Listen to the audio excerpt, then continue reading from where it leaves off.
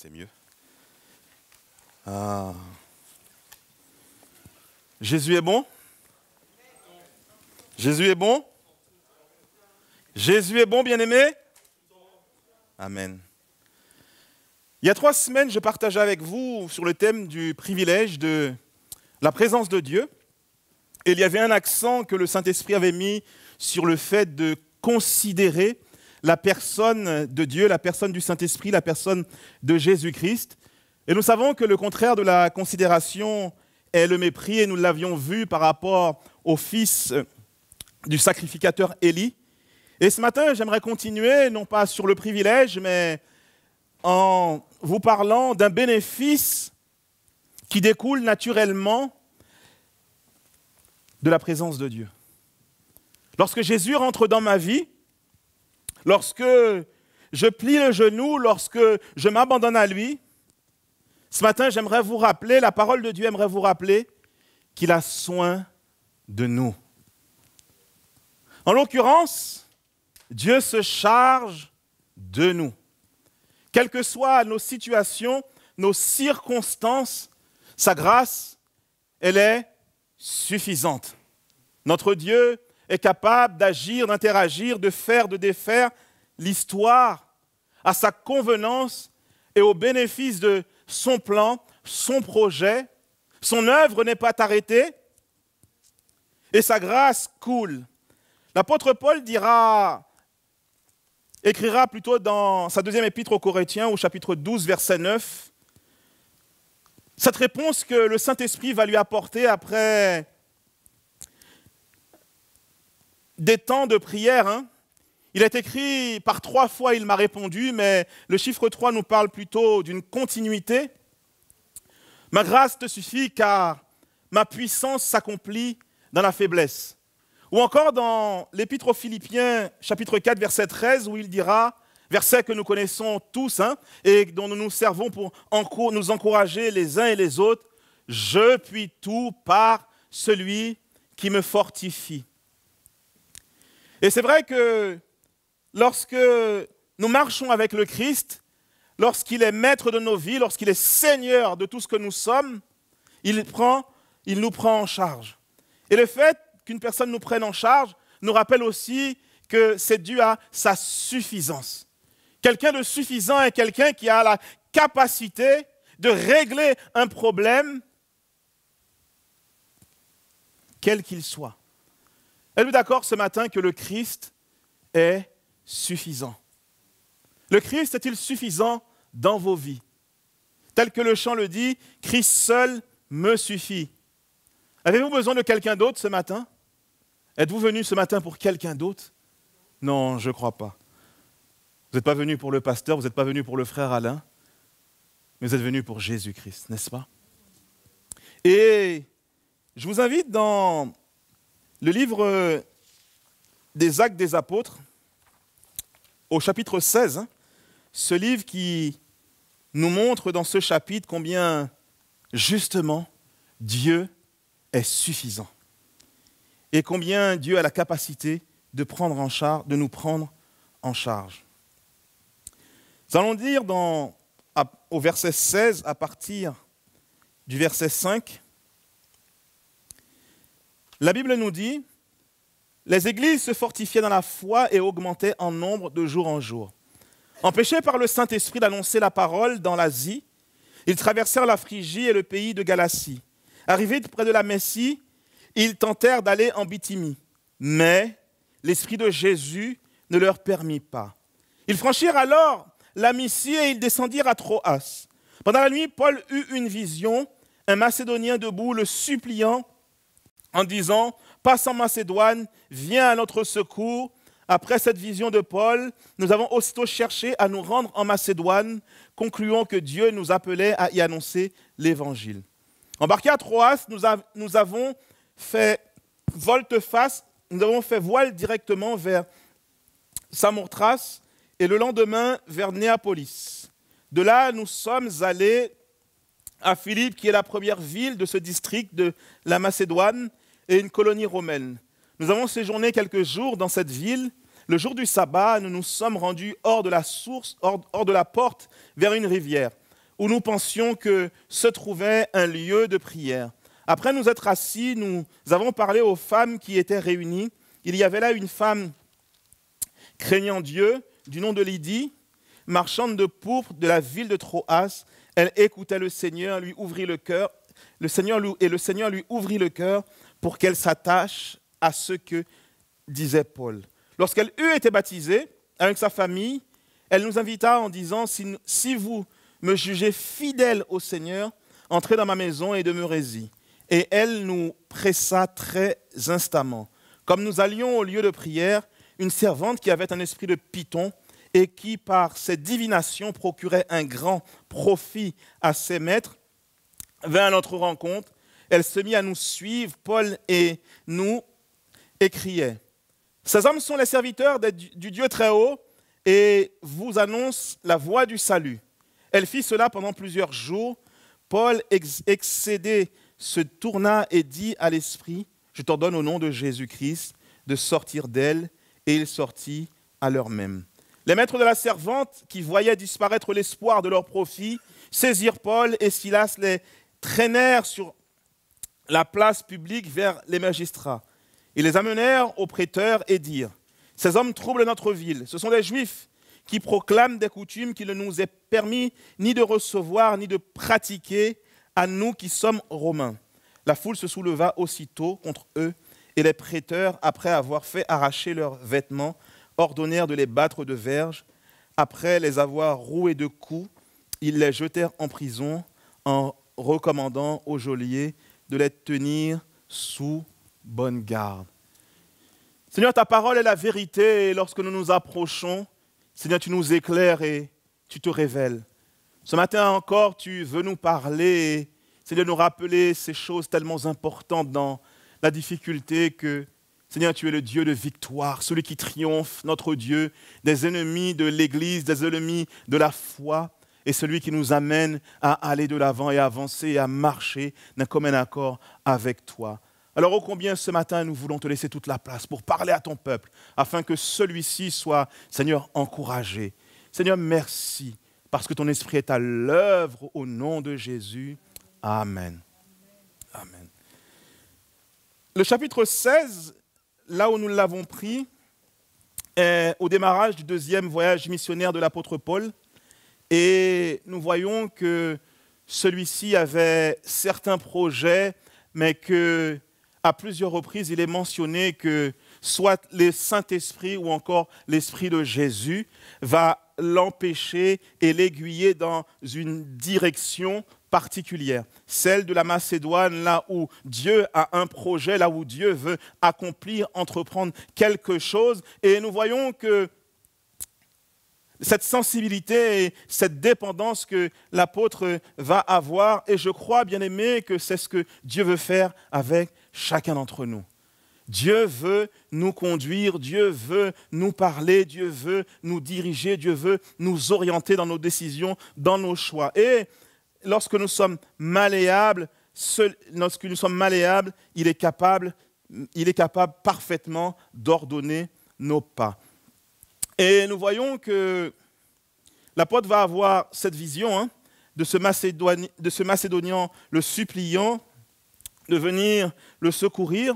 Et quels que soient les voyages missionnaires de l'apôtre Paul, ils avaient tous un but, soit de bâtir des églises ou encore de cultiver la foi naissante d'églises qu'ils avaient soit fondées ou d'autres anciens avaient fondées ou encore d'autres apôtres. Et là, dans un naturel, nous voyons et il nous est dit que le jour du sabbat, étonnamment, ce que nous découvrons, c'est que dans cette ville, il n'y a pas de synagogue. Et ça nous donne un peu l'arrière-plan de la population, l'arrière-plan de la ville. Et nous comprenons que c'est une ville païenne qui elle-même est livrée aux divinations, livrée à d'autres dieux. Et Dieu, justement, qui est à l'écart, le vrai Dieu qui est à l'écart de la ville, veut arriver en plein milieu de la ville pour sauver un grand nombre. Et là, la Bible nous dit que le jour du sabbat, et sûrement en ayant prospecté dans la ville, en ayant posé des questions, l'apôtre apprend qu'il y a un petit groupe de personnes, et il est dit de femmes, ce qui est étonnant, il n'y a même pas d'hommes à l'intérieur, et les livres historiques nous rappellent que pour pouvoir fonder une synagogue, il aurait fallu un quorum de 10 hommes.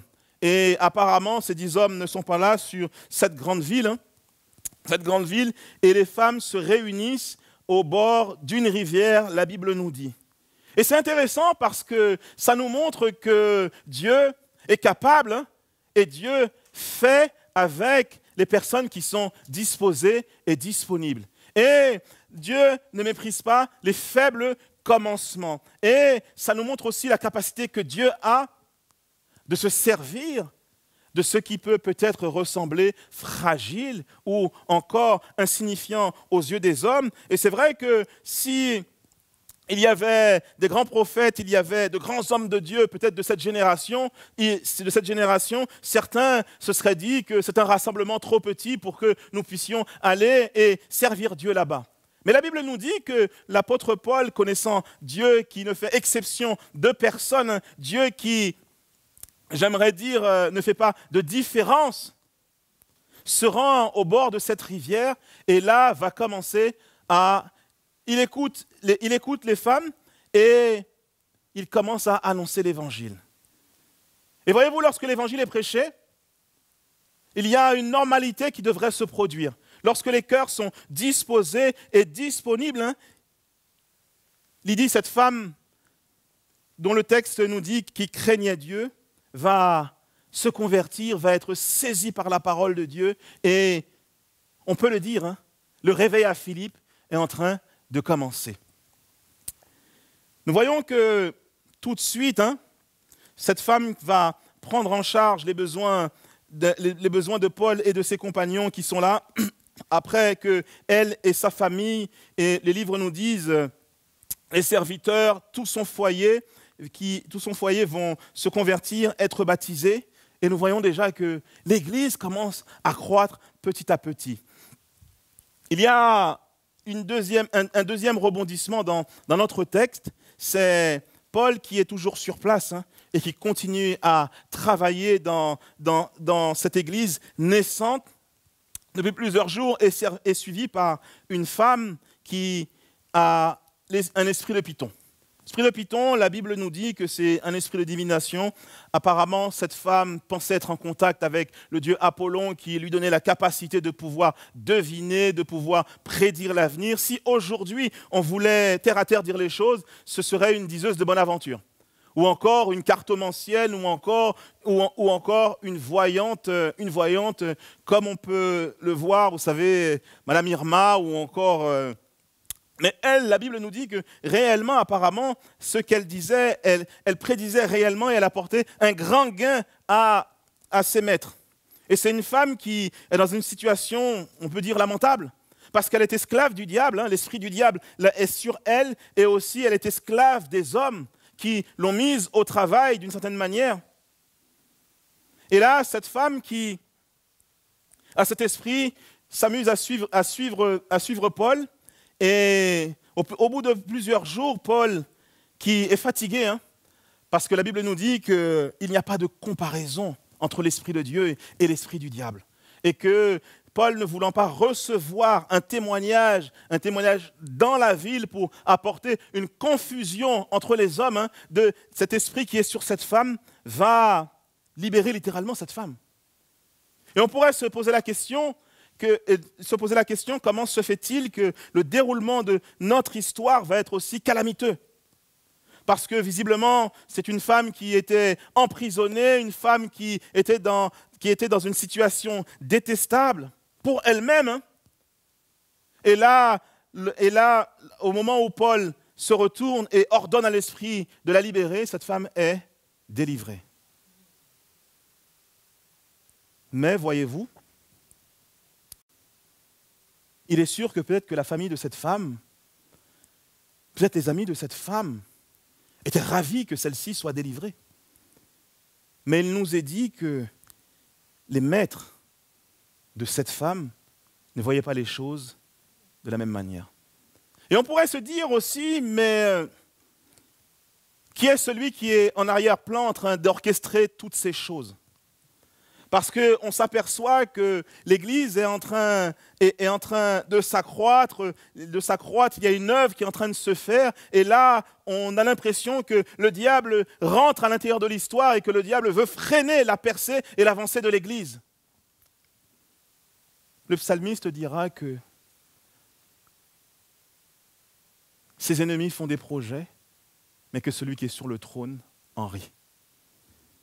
Et visiblement, il nous est dit que l'apôtre Timothée et Silas vont vivre une situation, j'aimerais dire, assez calamiteuse, peut-être habituelle, parce que dans les différents voyages missionnaires, l'apôtre a toujours été d'une certaine manière en péril ou encore en difficulté ou en proie avec, comme il le dit lui-même, les faux frères ou encore ceux qui voulaient arrêter son ministère. Et là, il nous a dit qu'ils vont être traînés de force, on s'empare d'eux. Et littéralement, lorsqu'on s'empare d'une chose, vous savez, ce n'est pas dans le but de se l'approprier d'une bonne manière, mais c'est vraiment dans le but avec brutalité. Et ils sont traînés devant les juges. Et même, le texte nous dit, la foule, les hommes qui étaient là, le peuple qui est là, qui ont assisté à la scène, pour bien révéler l'aveuglement des hommes, vont se soulever et être contre eux. Et là, c'est vrai que si les spectateurs qui devaient être là, et peut-être les jeunes chrétiens naissants, assistant à cette scène, ont dû se dire, c'est un désastre. Il y avait quelque chose d'extraordinaire qui était en train de se construire. Il y avait quelque chose d'extraordinaire qui était en train de se passer. Tellement de miracles auraient pu être faits encore. Et tout de suite, vous savez, ça m'a rappelé un peu l'histoire de l'homme de Gadarate. Lorsque Jésus libère cet homme qui était possédé, enchaîné, qui vivait dans les sépulcres, et que la foule va arriver et le supplier de quitter la ville. Mais là, il y a une autre tournure. Il est vrai que le diable peut-être et ces hommes se sont dit, c'en est bon. L'œuvre qui est en train de s'accomplir, l'œuvre qui est en train de naître est finie. On les met en prison, ils vont être jetés, on les met en prison, on les arrête et là, ils vont s'arrêter.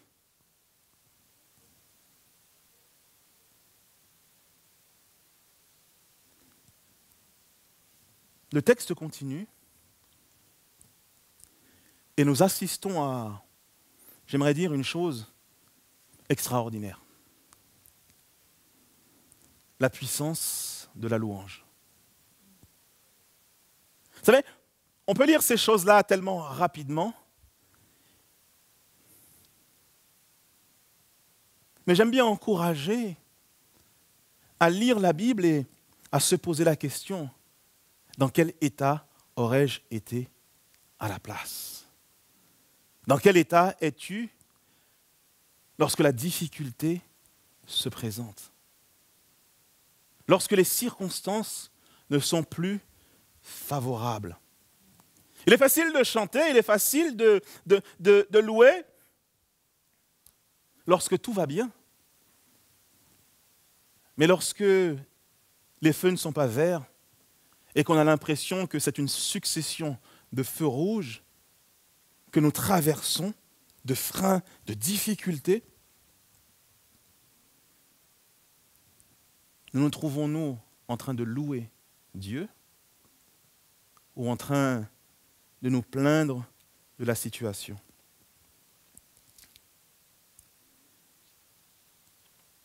Je dis extraordinaire parce que je crois véritablement que c'est un bénéfice que l'Esprit de Dieu procure aux chrétiens. Nés de nouveau, pas chrétiens de famille ou encore ancestral.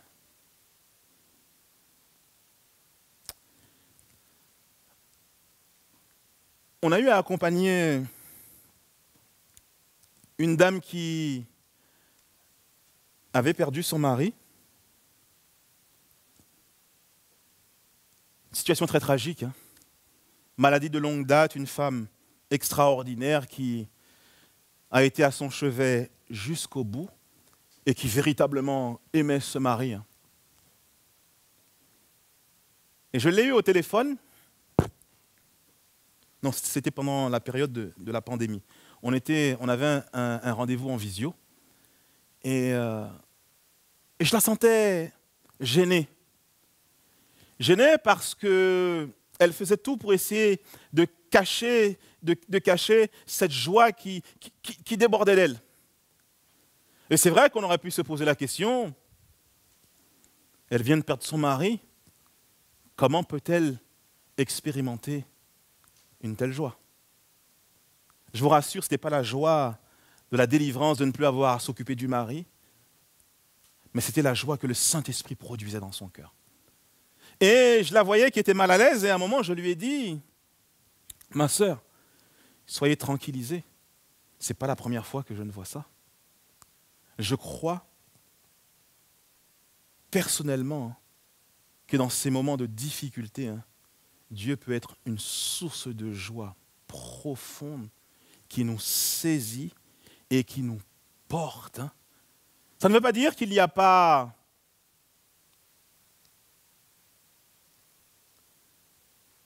la tristesse de la séparation,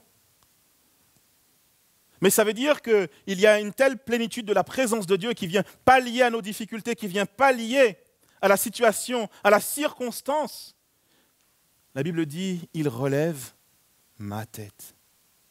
Dieu est en charge. Dieu a soin de nous. Et lorsque je lui ai dit ça, parce que je l'avais déjà vécu avec d'autres personnes, et un soulagement, et je lui ai dit, ne soyez pas gênés de ce que Dieu fait dans votre cœur à cet instant précis.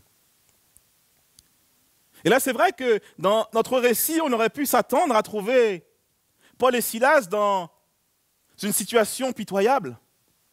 On leur a arraché les vêtements, ils ont été battus, ils ont été traînés comme du bétail. Mais le texte nous dit qu'en prison, l'œuvre continue. Il y a une réunion d'évangélisation qui est en train de se produire. Des prisonniers, des hommes qui n'avaient pas encore été au contact de l'évangile, des hommes qui étaient foncièrement coupables, qui n'étaient pas pour les mêmes raisons que Paul, Silas et Timothée en prison, sont en train d'entendre l'évangile. Et la Bible nous dit qu'ils sont à l'écoute.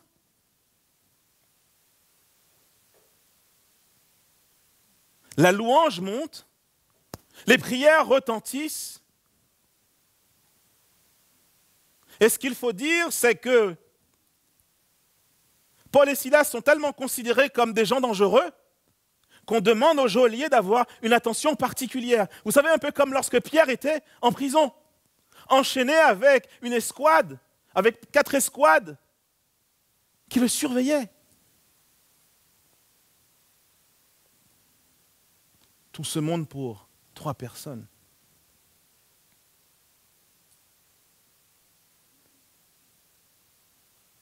Et parce que Dieu, tel que nous l'avons chanté, est fidèle dans son projet, la Bible nous dit, et j'aime énormément ces textes, parce que ce sont des textes qui nous montrent comment Dieu est capable d'être précis. Il y a un tremblement de terre, la Bible nous dit, les portes s'effondrent, le toit ne tombe pas. Mais les chaînes qui tenaient Paul, Silas et Timothée sont brisées. Vous savez, vous dites ça à un inconverti, il va trouver 10 000 manières de vous dire que c'est impossible. Mais ce matin, y a-t-il quelque chose d'impossible à notre Dieu? On ne peut pas l'expliquer. Mais je crois que ce que Dieu dit est vrai. Si le Saint-Esprit a désiré le consigner, c'est vrai. Dieu est précis dans son œuvre. Et ce qui est extraordinaire, qu'on peut trouver encore dans ce texte, c'est que des prisonniers qui devaient purger une peine sont dans une prison maintenant sans porte. Ceux-ci ne s'enfuient pas. Bien-aimés, lorsque l'Évangile frappe et touche nos cœurs, nous sommes littéralement changés. Notre manière de voir les choses, notre manière de penser, notre manière de marcher, il fait une œuvre nouvelle. Le geôlier étant conscient de la situation au matin, se lève et ne voit pas les hommes sûrement dans la première pièce.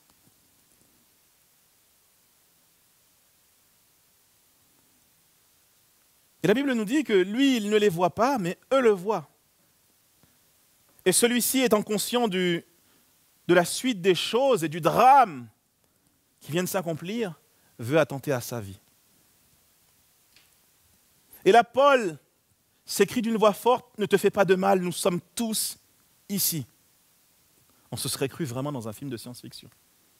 Des prisonniers qui ne s'enfuient pas. Je ne sais pas si certains, comme moi, aimaient regarder les Dalton, mais à chaque fois que les Dalton avaient une possibilité de se sauver d'une prison, d'ailleurs, ils ne l'attendaient même pas, la possibilité, ils cherchaient toujours un moyen de s'évader. Et là, on a des prisonniers qui peuvent se libérer, mais qui ne se libèrent pas. Parce que ce que Paul annonce est bouleversant. Ce que Paul est en train de prêcher percute leur vie.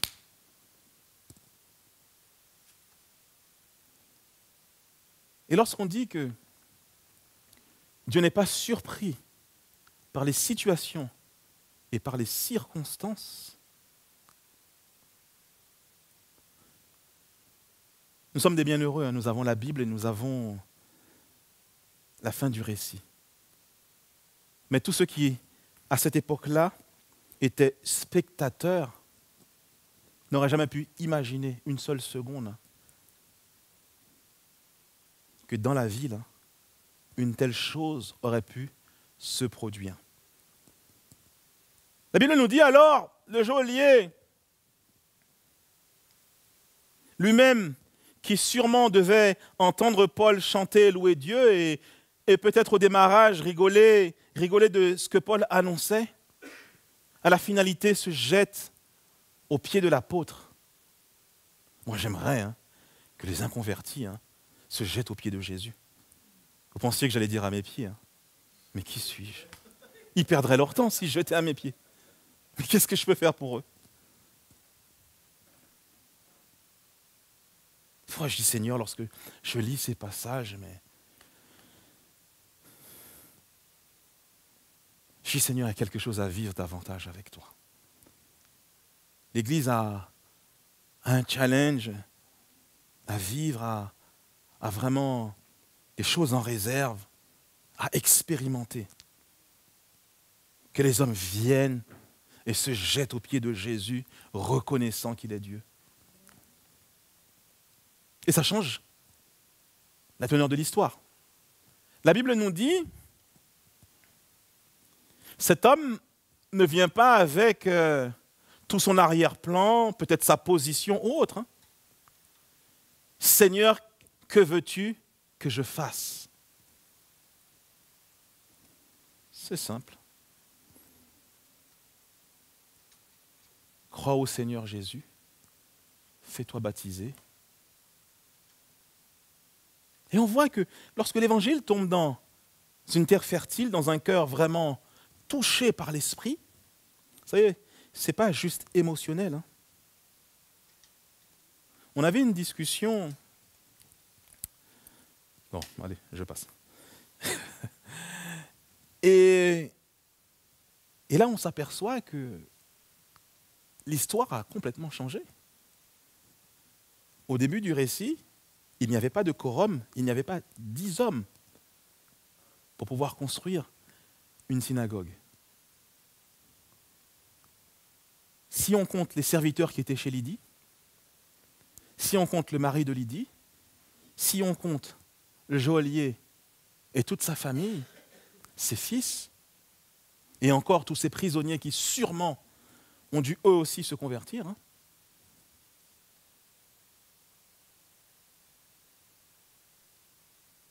on voit qu'il y a une réelle percée.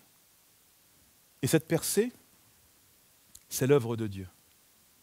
Dieu qui a soin de ses enfants, de ses apôtres, à ce moment précis, et qui a soin de son œuvre.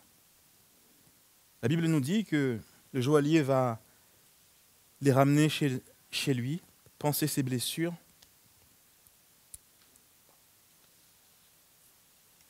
et l'Église va continuer à s'accroître.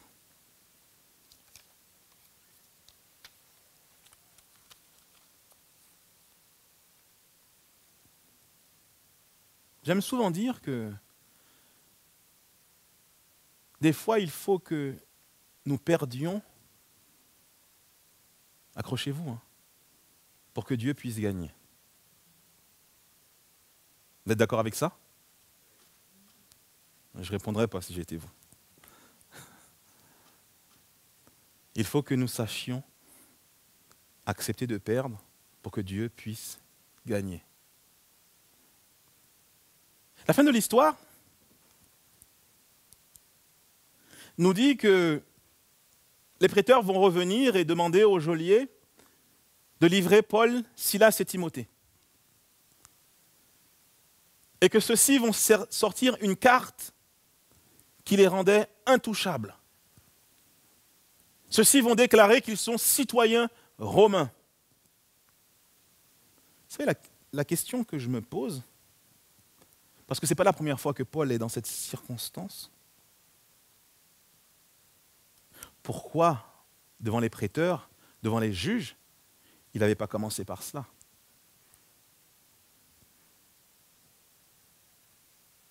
Mais imaginez-vous seulement si Paul avait refusé la situation qui se présentait à lui, tout ce qui ne se serait pas produit dans ce récit.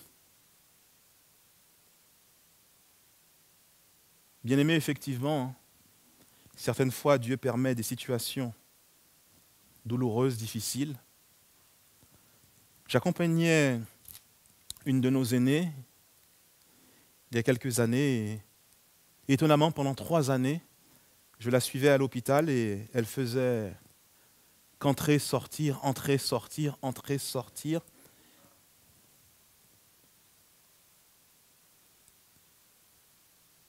Et un jour, elle m'a dit, je suis fatiguée d'aller à l'hôpital. Mais ce qui m'encourage, c'est que je sois convaincu que je sois dans la volonté de Dieu. Il pourrait me guérir, mais jusque-là, il ne l'a pas fait. Mes frères, je ne peux pas compter le nombre de personnes à qui j'ai prêché l'Évangile. Je ne peux pas compter le nombre de personnes à qui j'ai parlé de Jésus dans les couloirs.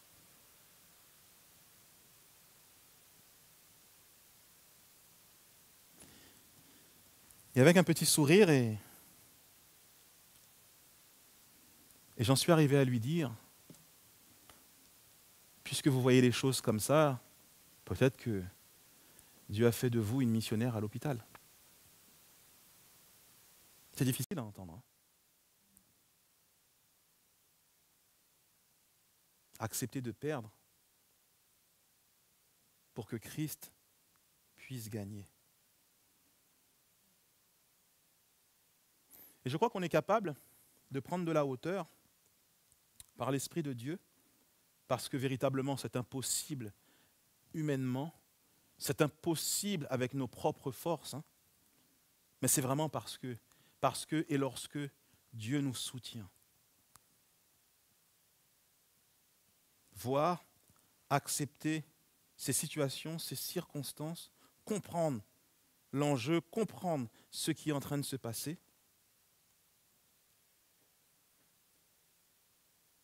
Mais une chose est sûre que j'ai pu voir ces 3 années, hein, c'est que même au travers de la souffrance, hein, elle était toujours rayonnante. Elle avait été dans une petite maisonnette au fond du jardin de son fils. Et c'était vraiment sombre chez elle. Et lorsque j'arrivais, je lui disais toujours, faut aérer, faut ouvrir, faut trouver une solution pour amener un peu de lumière, faut sortir, aller dans le jardin, ne pas rester à l'intérieur. Mais je vous assure que, à plusieurs reprises, hein, que j'allais là-bas, hein, il y avait un rayonnement sur son visage, hein, qui n'émanait pas de la pénétration du soleil dans la pièce, mais vraiment de la grâce de Dieu. On peut être dans des situations difficiles, hein, mais Dieu prend soin de nous. Dieu nous porte même dans nos difficultés. On peut les traverser parce qu'il relève notre tête. Nous l'avons vu. Paul aurait pu s'en sortir tout seul, hein, sortant sa carte romaine. Les hommes n'avaient pas de droit sur les Romains à l'époque. Porte l'opprobre pour une ou 2 nuits. Mais la situation à Philippe change. D'ailleurs, on a de là à l'épître aux Philippiens, l'épître de la joie, un épître qui nous fait tellement de bien. Toute la Bible nous fait du bien. En conclusion,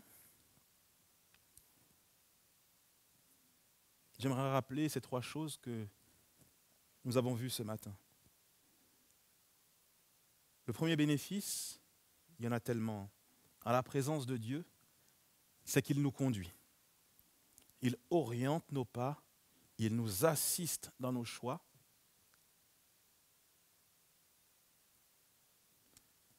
Le deuxième point, c'est que Dieu se charge de nos difficultés. Dieu se charge de nous dans nos situations de difficulté.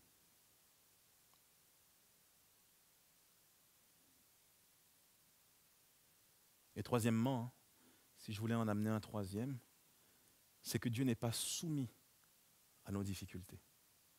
Il est au-dessus. Il a la capacité d'appeler à l'existence ce qui n'existe pas. J'aime beaucoup cette parole qui dit, il dit, et la chose arrive, il ordonne et elle existe. Nous, on a besoin, pour fabriquer une chose, de matériaux. Hein. Moi, je n'ai jamais vu quelqu'un fabriquer quelque chose en le disant, si ce n'est le Dieu de la Bible. Vous avez déjà vu quelqu'un fabriquer quelque chose en parlant?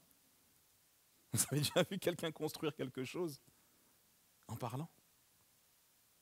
Il n'y a que le Dieu de la Bible qui en soit capable. Amen. On va se lever ensemble. Hein.